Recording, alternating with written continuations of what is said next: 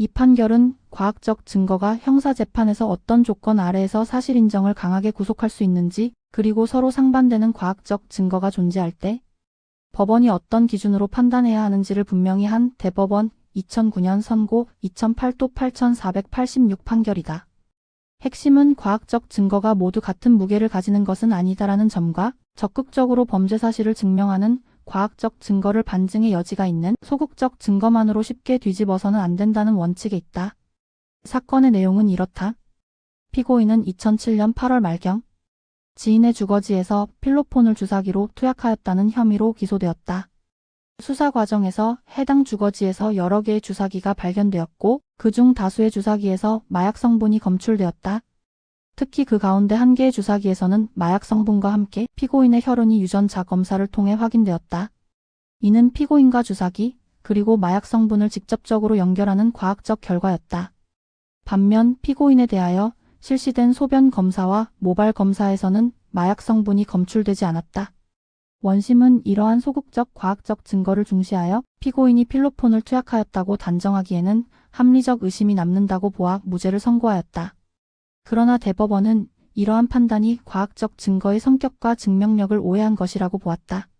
대법원은 먼저 형사재판에서의 심증 형성은 직접 증거에만 의존할 필요가 없고 간접 증거에 의해서도 충분히 가능하다고 전제하였다. 다만 간접 증거는 개별적으로 떼어내어 평가해서는 안 되며 서로 연관지어 종합적으로 검토하고 논리적 경험칙적으로 모순 없는 추론을 거쳐야 한다고 하였다. 그리고 과학적 증거 방법, 특히 유전자 검사나 혈액형 검사와 같은 증거는 그 전제가 되는 사실이 진실임이 입증되고 추론 과정이 과학적으로 정당하며 오류 가능성이 무시할 수 있을 정도로 극소한 경우에는 사실 인정을 상당한 정도로 구속하는 힘을 가진다고 판시하였다.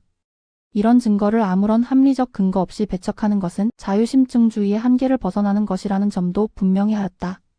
이 사건에 이를 적용해보면 주사기에서 마약 성분과 함께 피고인의 혈흔이 유전자 검사로 확인된 사실은 피고인이 그 주사기를 사용하여 필로폰을 투약하였다는 점을 적극적으로 증명하는 강력한 과학적 증거에 해당한다. 이는 단순한 추정이나 가능성의 문제가 아니라 다른 설명을 합리적으로 상정하기 어려운 정도의 직접적 연결을 보여주는 증거라는 것이다. 이에 비해 소변 검사와 모발 검사에서 마약 성분이 검출되지 않았다는 사정은 여러 변수로 인해 반증의 여지가 있는 소극적, 과학적 증거에 불과하다고 보았다. 투약량이 극히 적었을 가능성, 개인의 신체적 특성이나 모발, 성장 속도의 차이, 모발의 화학적 처리나 외부 환경, 요인 등으로 인해 검출되지 않았을 가능성을 완전히 배제할 수 없기 때문이다. 따라서 이러한 소극적 증거만으로 오류 가능성이 극히 낮은 유전자 검사라는 적극적, 과학적 증거의 증명력을 쉽게 뒤집어서는 안 된다고 판시하였다. 결국 대법원은 원심이 소변, 모발 검사 결과에 치중하여 유전자 검사 결과의 증명력을 배척하고 무죄를 선고한 것은 과학적 증거에 관한 법리를 오해하고 논리와 경험칙에 반하는 증거평가를 한 것이라고 보아 판결을 파기환송하였다. 이 판결이 주는 메시지는 분명하다.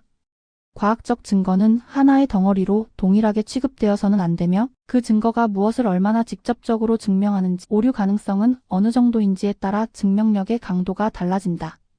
적극적으로 범죄 사실을 지시하는 과학적 증거가 존재하는 경우 반증의 여지가 있는 소극적, 과학적 증거만으로 이를 쉽게 부정하는 것은 허용되지 않는다. 이는 과학수사 시대의 형사재판에서 자유심증주의가 어떻게 절제되어야 하는지를 잘 보여주는 판결로서 오늘날에도 중요한 기준으로 남아있다.